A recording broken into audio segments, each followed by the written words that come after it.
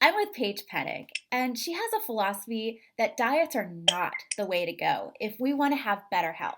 And I totally agree with that. She's an expert in helping us fuel our bodies and making our bodies feel their best through how we eat. So, first of all, I want to ask you, have you felt pushback from the industry or your clients when you tell them that dieting's not really what we should be doing? Yes. I mean, yes and no, but yes, it's definitely for some. Some people are just really set on what they want to do, and I try not to say you have to do this, but I like to kind of just give people information, open their minds, and some just know this is how I want to do it, and they don't always want to hear other than that. Yeah, we're so accustomed to diet is how you lose weight. And yeah, I mean, if you restrict your calories, you lose weight. That's how the body works. But that doesn't necessarily lead you to your goal of better health and feeling great.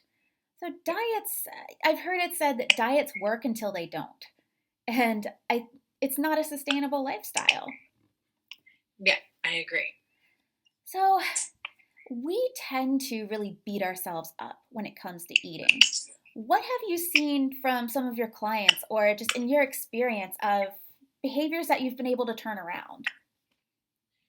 Well, I got into nutrition. I became a dietitian because I get all of this, all the everything we're talking about today. I get it, and so with myself, with other people, I think more the way that me as a dietitian and a lot of other dietitians really kind of going is more paying attention to the body kind of approach Mhm. and kind of slowly working out the whole diet concept by moving that way.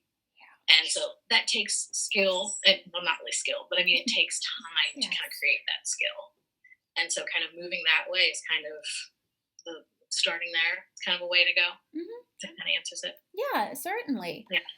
What do you find is our biggest problem when we're trying to be healthy and to actually feed ourselves the right kinds of food so we feel great? Man, I think that for so many people, the general public, there is so much misleading and confusing information out Mhm. there. And that is one of my biggest things that drives me up a wall is that I hate now that I know what I know I was like that before.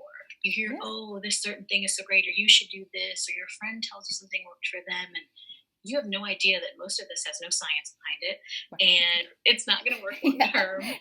And so all of this confusion that can really mess with people, and then it's just confusing. They're just like, I don't even know what to do. Where do I even start? I think is a really big piece. That frustration and then just that overwhelm with all the information out there, it makes you just say, I can't. I give up. I'm having the pizza. It's how do you help them move past that? That frustration and the overwhelm. It's and some people aren't ready to do that yet, and so you have to be ready to open your mind to it. But it's starting small. It's starting to kind of push away the rules, pay attention to what your brain is telling you. As you're Yeah. starting to something comes across your mind, oh, I can't have that. You kind of wait. Yeah. My brain just told me I can't. Oh no, you know what? I can have that. And starting to just kind of listen to yourself and Yeah. go from there, picking up those little pieces that are kind of that culture that we've been Yeah. kind of told and trying to move away from that slowly. What do you think? Is there any use in that idea of there are things we can't have or that we can have? For me, so if someone has celiac Hmm. disease, if someone officially, takes a test and they have a dairy issue, a gluten issue, any of that, they for sure let's like deal with that Yeah. for you personally. In general, I really don't like to put no, you can't have this. Hmm. And I mean, the short reason is that it's not the short reason, but it eventually leads to so many different other Right. issues that it's like if you just hadn't told yourself you couldn't have it, it wouldn't be this ugly. Yeah. And it's just one more rule, and every rule you add makes things harder. Now, when we get away from the idea of dieting, and I think a more accurate word for that, I guess, is restriction, Sure, yeah. how do we keep from becoming enormous? Because there are many of us that are like, Psh, I'll just eat what I want then. And that's where that learning. I said it takes time, but learning to listen to your body. And it's something that it took me so long to start picking up what my body was telling me, because we don't listen. I don't, there's something about babies and children. Yes. When you're young, you're eating based off what your brain and everything's telling you. Right. But as you get older, we stop listening. And so a big thing that can help a lot of people is when you're eating is paying attention to satiety cues. If you are, when you're really hungry, I mean, it's better if you eat before you're really hungry. Right. It's basically a scale. Yeah. It's really hungry and really full. And so you want to stay toward the middle there, where you're kind of hungry. Okay, time to eat. And when you're starting to feel you're fixated, you don't need to eat more, then you stop. When you go too far in the extremes, it leads to problems. Now, is there anything too that you don't, the maybe myth, unsure, that you don't feel full until 20 minutes after you've eaten? Like you don't feel the effects of the food?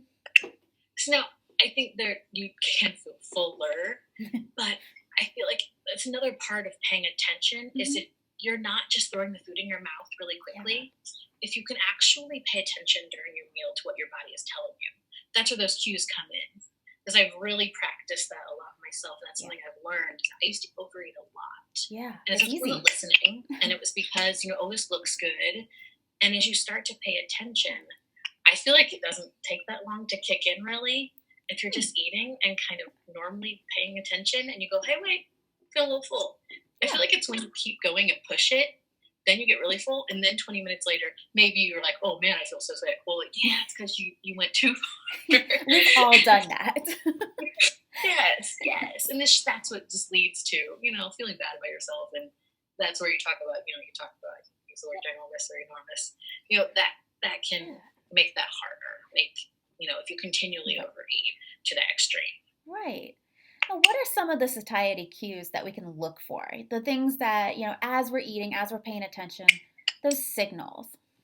Yeah, and so that's why I said I think I use the word skill, because it is kind of a skill. It takes time. You just start like the next meal, and you're like, oh yeah, I'll listen to my body. Don't feel bad. Like people shouldn't feel bad about themselves if it doesn't make sense right away. Right. To me, I kind of see it as like in the head and in the stomach. And it's the two of them they're telling you things. It's like, I don't know, my mom always talked about women's intuition. I feel like it's kind of like that. Like it's just, you're getting this little message. And if you're listening, you hear the message. And I feel like that sounds so crazy. No, but it's true. It's true. Yeah, if someone's ever done it, it's like, what are you talking about? But as you can get more keyed in, it's just, you're feeling it. You can feel it in your stomach. You can kind of hear it in your brain. Signals are talking to you. Yeah. Crazy, but so you had mentioned, the signals in your head and your stomach, and that sounds a lot like what you hear around emotional eating support, where, you find out, is it hunger, or do you just want to eat? Do you ever work with people on that kind of thing? Now, when it goes more, well, that's not what you said isn't eating disorders, but more toward that way where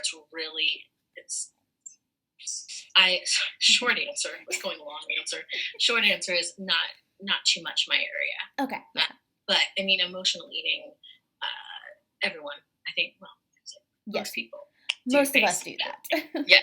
And I do deal with some of that. I immediately jumped to eating disorders because that I feel like is something very special and you really need to know what the heck you're doing. Oh, yes.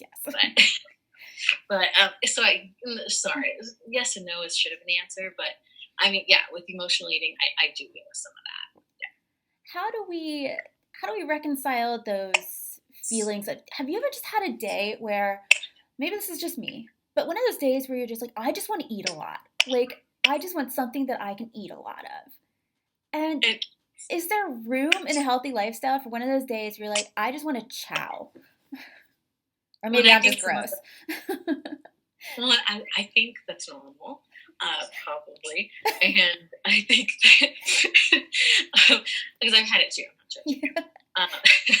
And I don't work so much with intuitive eating. I think someone who works with intuitive eating might have a slightly different answer. Yeah. But I feel like that some of that can come with preparedness of like, when you go too long without eating, like hours, and you're so hungry, you just want any food, like you just will pile it all in.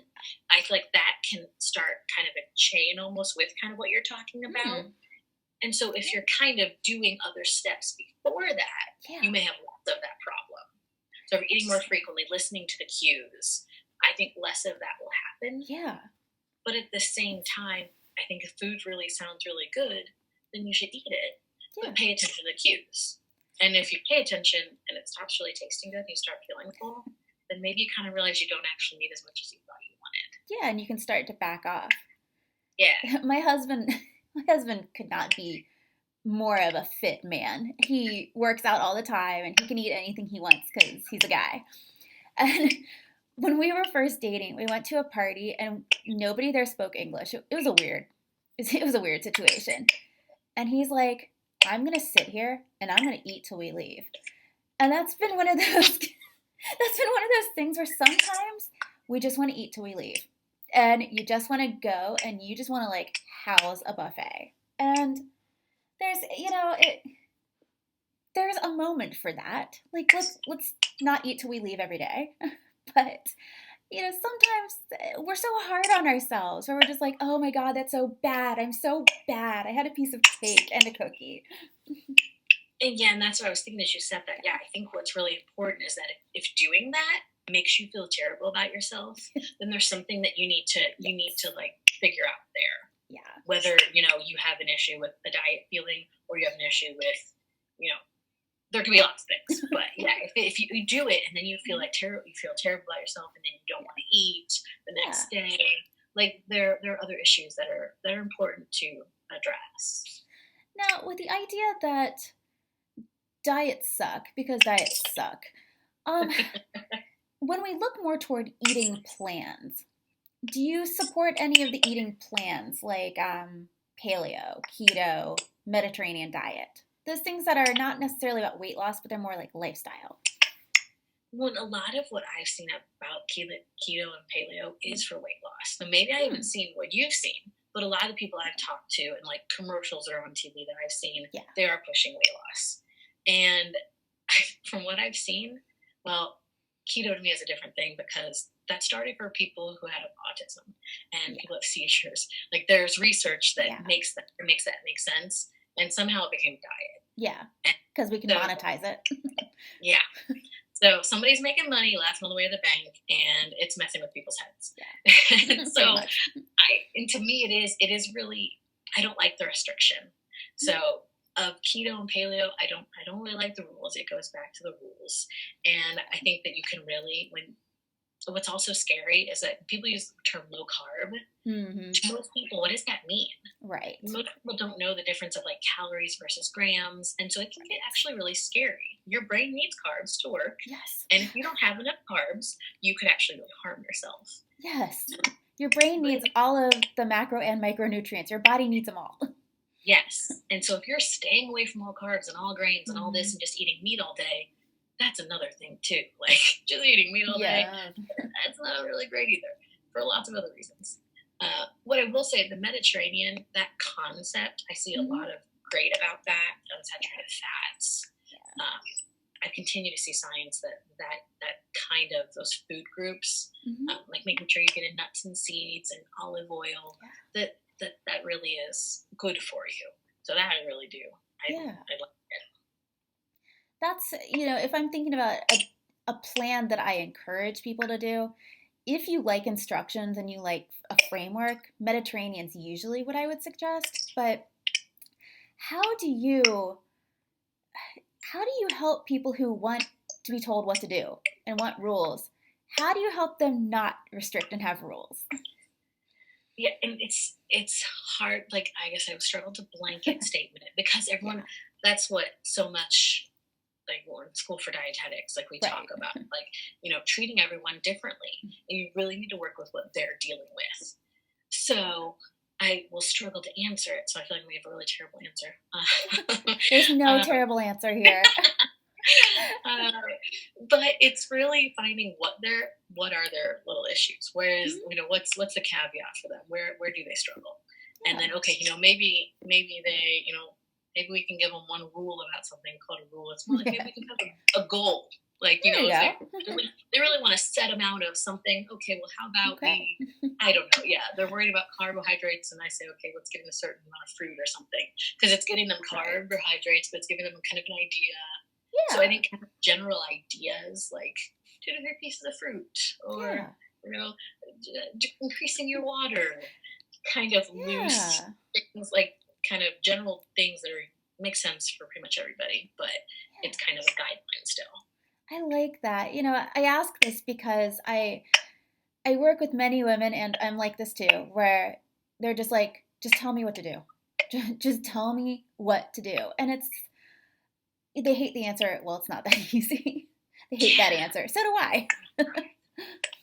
Well, and I think so much of what something else that I remember being taught is that a lot of what we're told in regard to food is don't do this, don't do that, Hmm. don't do this.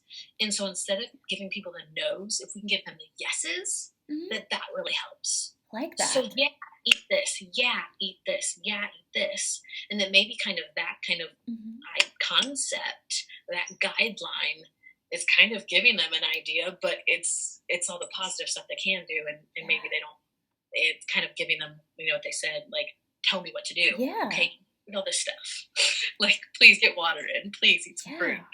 like that kind of thing. I love that because you still get the tell me what to do. You still get the things that you check off on your list because most of us are like that listening here.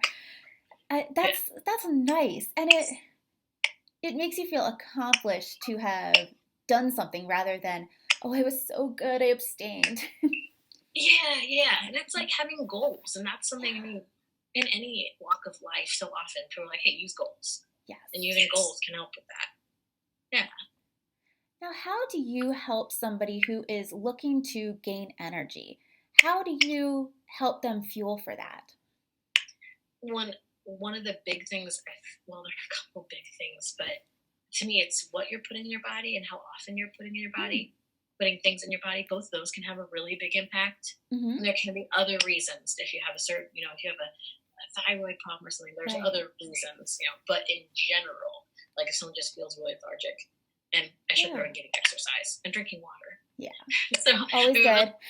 yeah, a lot of people, like, when you go too long without eating, or you're not putting very good stuff in your body, and when I say good stuff, I mean like just a lot. You're missing out on a lot of good nutrients. You're putting in Yeah. a lot. Okay. Because there again, I have to be so careful watch myself, because you say something the wrong way, and then someone goes, "Oh, dang it, that's a bad thing." Mm-hmm. And I'm trying. You have to watch. I have to watch my own talk, my own speak, Yes. because it can give the idea of, oh yeah, I'm promoting this diet, please do this. Yeah. But yeah, like eating frequently, Mm-hmm. and getting in nutrient dense foods, not letting yourself go for 8 or 9 hours without eating during Yeah. the day, and then, oh my gosh, I need some sugar because I haven't eaten, because your body is just really hungry, and Right. you want cake, but really you Mm-hmm. just need like some food or water. And Yeah. so that eating a bunch of, when you sit down and eat a cake, well, you're not going to have a ton of energy after that. Right. You're going to crash. So kind of those, like, how often, what you're putting in, water, exercise, those kind of general things. Yeah. What are some of your recommendations for snacks for women who are always moving? Like there's no lunchtime or breakfast time that they can really get in their days. I think of like moms who are hauling baby whatnot along with children and going somewhere, and women who are going from meeting to meeting at work. Yeah, that's one of the things I'm really big on. I think convenience is so important nowadays. Quick, easy. Yeah. I actually have a little guide, 15 quick and easy snack ideas. Ooh. That head to my website. Yes, we will. We'll link everybody up to that. So if they want a guide, there you go. Paige, always giving. It's because it's something I've struggled with, and so I really like to make things easier for people. So easy way, if you can throw in a protein, a carbohydrate, and some fat, ideally an unsaturated fat. Yeah. As much as you can combine those three, it's a good way to go. Mm-hmm.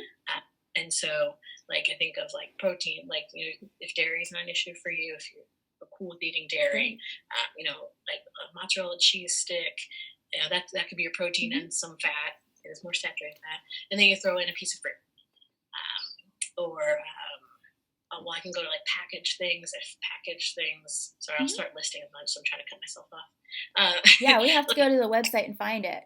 Yeah. Click the link in the notes. Yeah. Lately, I really like Perfect bars.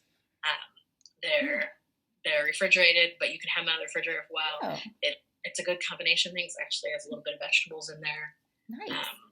So little snacks like that, RX bars, I think those are good bars if you're going to eat a bar. Yeah. I like those 2 bars. I'm giving like a kind of confusing answer because I don't want to go too long. Just go off on a tangent. But I think I stick back to a little bit of protein, a little bit of carbohydrate, and some unsaturated fat. Nuts. That's a good one I was missing. Well, while we're talking about what you need to get in there, you mentioned protein, and everybody and their mom and grandma and dog are talking about protein and how nobody gets enough. And suddenly we're all very concerned about protein. What is your take on that? Well, that's a problem. When someone says not enough or too much, it's like, well, if you're not giving any idea of kind of, people don't know portion sizes. If people don't know how many grams it is, they don't really know what that means.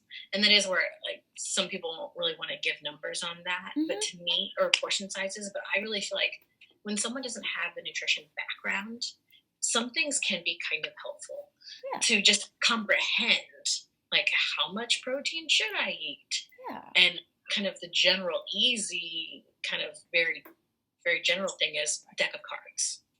Like a deck of cards, like for a meal, for protein.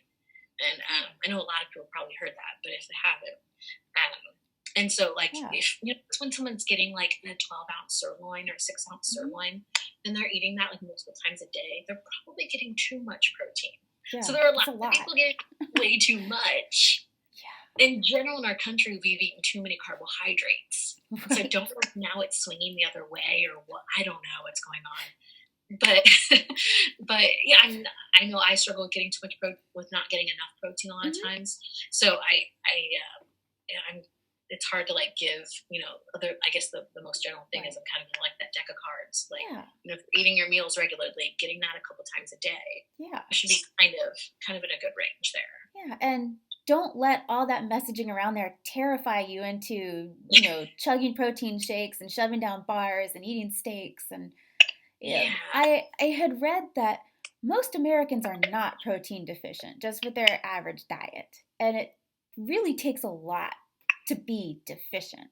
You could probably use some more if you have an energy problem, but most of it, you're not going to explode. Yeah, it varies. Yeah, and it varies too. If you're weightlifting a ton, right? You need maybe more protein than other people. It's so varies. So yeah, it's hard to hear all that confusion that messes with people. Yeah. Well, we have trends. If those are in their 30s-ish, you'll remember the height of low fat. And then there was low carb. And now we're like low carb, but oh my God, protein. Yeah. Who knows what's next? Yeah, it'd be great if it was nothing. Yes, just eat like a normal human. Yeah. Now, what's your opinion on meal planning? You hear that as like the holy grail. Well, and I think that also is kind of a term. I use kind of like the word healthy. It's like, what does that mean to you? And I don't mean you specifically, but if you ask 5 people what is healthy, and you ask 5 people what's meal planning, you're probably going to get a different answer. And so when people ask me that, I'm like, okay, give me more information what you're talking about.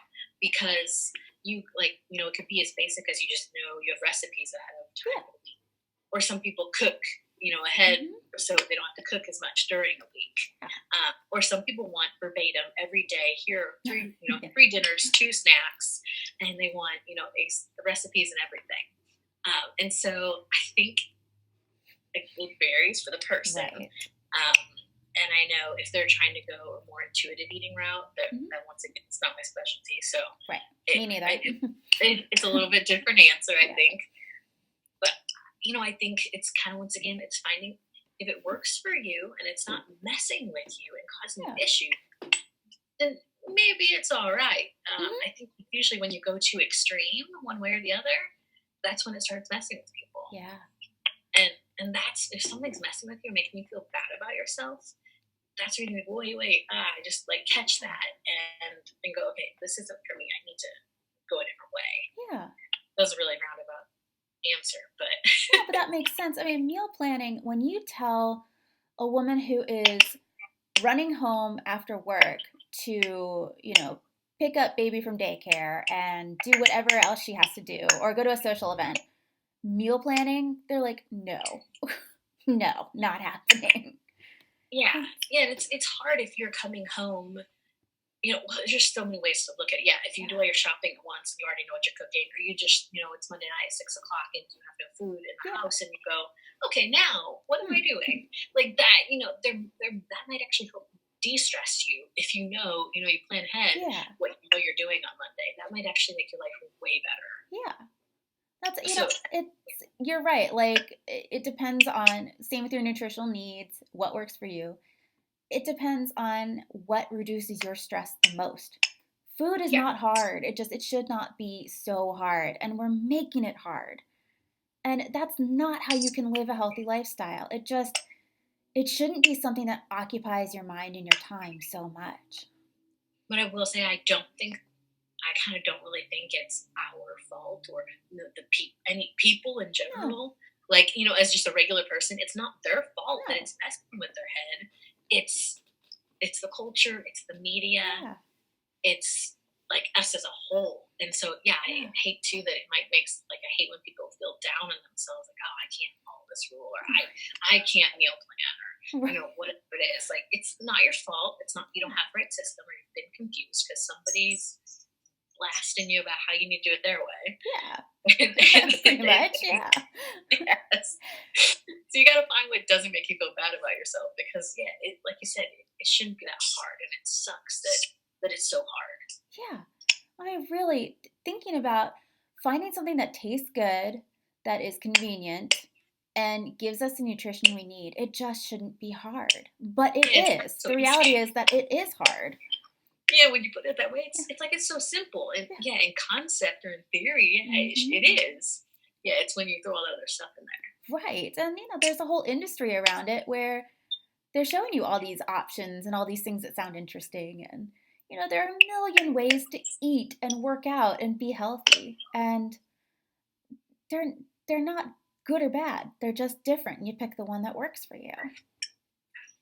And so it's you think about all these different ways of eating, like Weight Watchers, Mediterranean, paleo, whatever it is. If it works for you, cool. That's great. If just eating like it's not a big deal works for you, then teach us all. And really, in the long term, what I really care about is that people don't have nutrient deficiencies, and that they feel good about themselves, and that their body feels good, and we can kind of keep away chronic illness as much as possible. And that's really, I think, kind of the long term what really matters. Yeah, absolutely. I mean, we want to feel well. Yeah. What is your opinion as a dietitian on supplements and, versus getting all you need through food? It is so, and I can't make a blanket answer. That's a tough one, I know. It's like, let's say there's nothing major wrong with you. Okay. So I work with people with food sensitivities, and in that case, they've got all this inflammation, and sometimes there are things there that they really need to. They need to supplement. And so I'm not saying, like you said, I'm not saying you can never ever do it. It doesn't work for anyone. Yeah. There is some debate as to, a lot of dietitians in general, kind of what we're taught is food's the best way, food's the best source. That's what we want to do. But then there is, I think, more kind of discussion and maybe some research coming out debating, well, can we get it all from food? Because the way, if your soil doesn't have the right nutrient combination, or is deficient in something, so it's hard to really, I struggle with that, I guess, because I hate to tell someone, who knows 10 years from now, right, what we're going to say. Oh my gosh, yes, exactly. But I will say, a lot of vitamins and minerals. Well, some of them you're just going to flush out of your system Mm-hmm. because they're water soluble and you're not even going to Mm-hmm. benefit from them. And some have crazy, actually, quantities in them that Mm-hmm. like really could cause you toxicity. Yeah. So that's scary. Yeah. So really, I guess the short story right now for where research is at, I say let's stick to the food. Mm-hmm. Let's get in. Let's try and get in different colors of fruits and vegetables because those Yeah. different colors with different nutrients, and get in that variety. If someone has a really specialized thing where they can't get them in, that's where I would be more specific about it. But in general, yeah, I think going through food is the safer route for now. So unless your doctor sees your blood work or some type of lab and tells you you need a supplement, then go for food. That's the easiest way to do it. You had mentioned the soil quality and all that. When it comes to really feeling like we can get everything we need through food, is there a major problem with our food sources, or are we generally okay? I don't know, and I realize I shouldn't have, I kind of bite my tongue for saying that because I think that can create, people haven't heard of that and they hear that like, oh my gosh. Yeah, please don't worry, everybody. It's okay. Yeah, don't be scared by it's okay. that. Everyone's, I want to hit myself later. So many say we have the safest and best food system in the world, or food supply. Yeah. And so I think that, it's just more, I think if I were to grow at home, mm-hmm. I would want to learn more, because right now I don't have a garden. Right. I would want to learn more about, because I don't know a lot. I would want to learn more about, okay, what's in my soil? What's the normal soil? Is my soil off? I think it's more if I was home growing it. But I really think that in general, that becomes kind of a rule and a stressor that people don't mm-hmm. eat. Yeah. So I think just get your food, go to the farmer's market, go to the store, do whatever, eat your food, and relax. And if you're really into that stuff, research it. There's another session in our summit where we talk more about that. But you know what? Again, do what you're interested in. What your health needs to be sustainable. Pretty much all I can tell you for sure is that when I grow tomatoes at my house, they taste better than the store. That's all I can tell you. Well, and also say that the internet can scare people. Yes. And don't trust everything you read because WebMD. Yeah, you can get both sides of it, and mm-hmm. It's more confusing, and you're more scared. So just if you start reading the internet, it starts scaring you. Just maybe stop looking and just go back to the basics that we're talking about. Eat some food, eat different colors. Just don't let your life get messed up because of food. Now, this whole revolving around, oh God, there's this thing to worry about, there's that thing to worry about, what do I do? There's this idea that there are good foods and bad foods. Is that something that you subscribe to? That is something that I dealt a lot with before becoming a dietitian. And it's something I still have to catch myself in my head. Yeah. Because to me, it's another rule. It's another thing that can screw with you. And it can, when you eat these bad foods, that whatever you think is bad, depending if you're following a certain diet, watermelon might be bad. Yeah. Or water might be bad. Yeah. So creating that, say watermelon's bad on the thing you're following, and you eat watermelon because you really like watermelon. It sounds really good. Well, right there, you should ignore that diet because you like watermelon. And it's not bad. It has vitamins and minerals in it. But if you do eat it and then you are sticking to your diet, then you feel bad about yourself because you broke your diet's rules. And it can lead to really nasty feelings about yourself. And it's just a screwy, nasty cycle. And so it's one of those, again, where if someone is open to ignoring that, then it's where you have to tune into your body, listen to your head again, and start catching those feelings. What are for a lot of people is cake or desserts. If catch yourself, if you see desserts, you go, oh, I can't have this, it's bad for me. Catch yourself and go, okay, wait, you know what? It's not bad. If I really like it, I should eat some. But to me, it's about how much you're eating, and if you're paying attention when you're eating. Because Ooh. if you're throwing down 10 cupcakes and 20 minutes later, a couple hours later, you're like, then you're thinking about the actual thing. Like, hold up, you should have thought it. Like, let's think about it earlier. Right. And like actually, like, don't video games. I know most women. Most women are playing video games. That's my. You never know.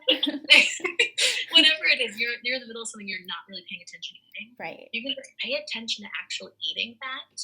For me personally and others, like if you're actually tasting the food, you find that you feel satisfied so much sooner than you thought you would. That 10 cupcakes actually isn't what you really want. You just want it a little bit, and maybe actually sometimes for me it doesn't taste as good as I thought in my head before I had it. I hate when that happens. Yeah, well, it's like, maybe, and then it's like, well, maybe we're just hungry, right? Because maybe it wasn't so much the cupcake, and so. And it kind of goes back to that slow down and think about it thing. Yeah. And if you really do want it, then have a cupcake and enjoy it. Right. But then if you get full, don't eat it. Like, go down back to that scale. Like, then stop. Yeah. I mean, practical, real life, no BS advice right there. That's, if you like it, eat it. When you're not hungry, stop. Don't beat yourself up. Boom. That's it. I mean, we are doing so much to beat ourselves up and to restrict and to stress, and just relax, just eat, channel your inner Paige, and just relax. Yeah, it takes practice. Yeah, until it becomes natural, it's going to take some practice, and we need to be able to just commit to doing that for ourselves to make life easier.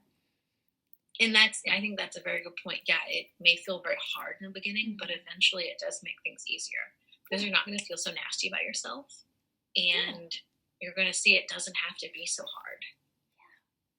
Well, there you go, everybody. Don't make it so hard. It'll just take a little bit of practice, and you can also feel like eating is just a normal part of your day. Thank you so much for being with us. I appreciate it. Yeah, it's awesome.